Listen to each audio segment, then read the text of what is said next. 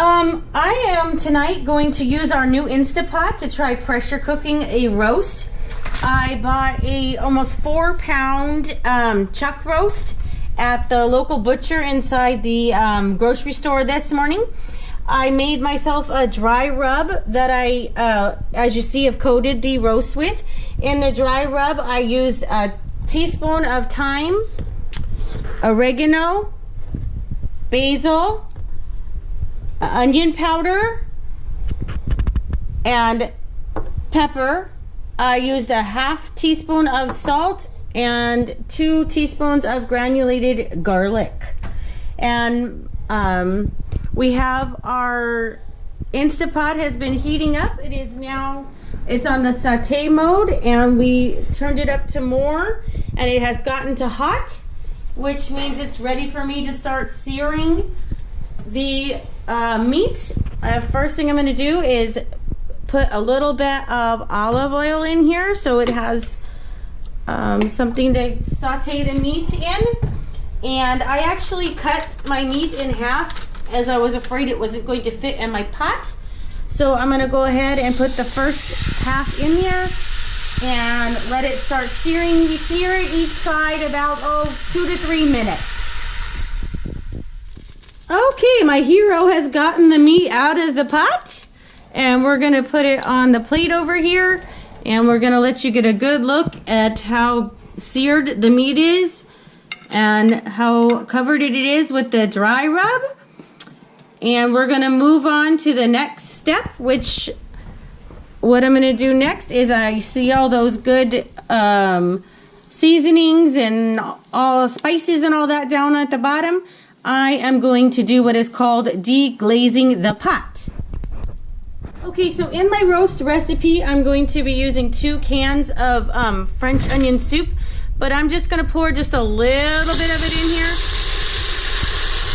and work on deglazing the pot with my wooden spoon here, scraping to try and get as much of the flavor up off the bottom of my Instapot as I can. Oh, look how clean that's coming. That is nice. I like that. Getting all those good spices that seared into that meat mixed into my juice here, so I will have a good, flavorful, and tasty meal later. Yum. Okay, so now that we've got it deglazed, we're gonna go ahead and put our meat back into the Instapot. We're gonna put one piece right down on in there and move that bad boy over. And I'm gonna stick the other piece of meat right in on top of that, just like that. Isn't that beautiful? Then I have a few other ingredients to put in.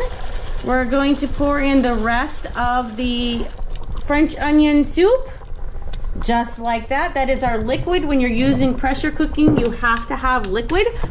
We have, a 4th cup of gravy powder here. And yes, I am the Swedish chef. And we have a tablespoon of some minced garlic. Hopefully I'm not dating myself with a reference to the Swedish chef, but he used to be a character on the Muppets, and my husband and I always lovingly refer to myself as such because I cannot cook without making a mess.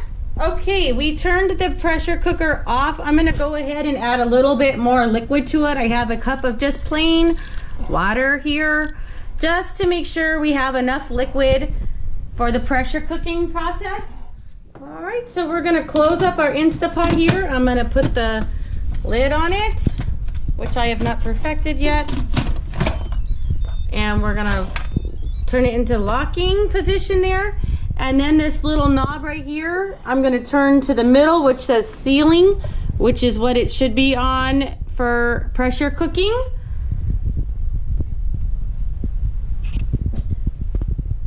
Then I have to push manual.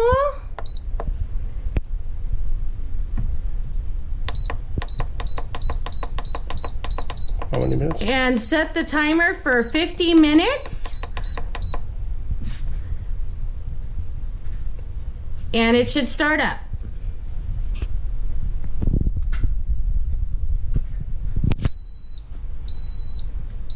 And it has turned on. So now it should start pressure cooking my roast. Okay, 50 minutes is up, so I'm gonna go ahead and turn this to venting now and let it do a quick release of the steam and all the pressure that's been building up. All right, we are going to remove the lid from our pressure cooker now that all the pressure has come out. It took, probably 4 or 5 minutes for all that pressure to release. And now the lid is off. I'm going to very quickly pour in a pound of baby carrots and a chopped large, or a sliced large onion. And now we're going to put the lid back on.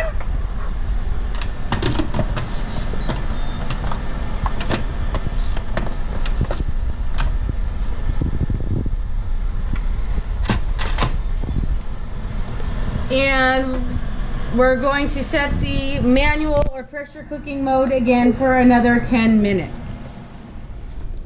The 10 minutes is up since I've added the onions and carrots, so I'm going to go ahead again and move that to let the pressure out. All right, once again, it is done cooking with the vegetables in it, so we're going to once again turn the lid and lift it up. And if you want to take a look at what that looks like down on in there, we've got our carrots and our onions here on the top. And it looks like our meat is actually breaking up down in there. And so anyway, we're going to get it served up. All right, we got all the carrots and onions out of the meat. See how juicy and all the spices and stuff you can see mixed in there on the carrots and onions. We have our meat all out and cut up. It did turn out more like a pot roast, I think, than a roast, which was my intention. But when you try something new, you don't know how it's going to turn out. I kind of massacred the meat here, cutting it up, as I don't really know what's with the grain and against the grain. But we're going to go ahead and get some meat put on our plate. I already have a Hawaiian roll here and a baked potato with some sour cream and butter on it. So we will get some meat and slap that on there. And some vegetables. And dish that up on the plate. Like that. And we're going to top it all off with some fresh watermelon.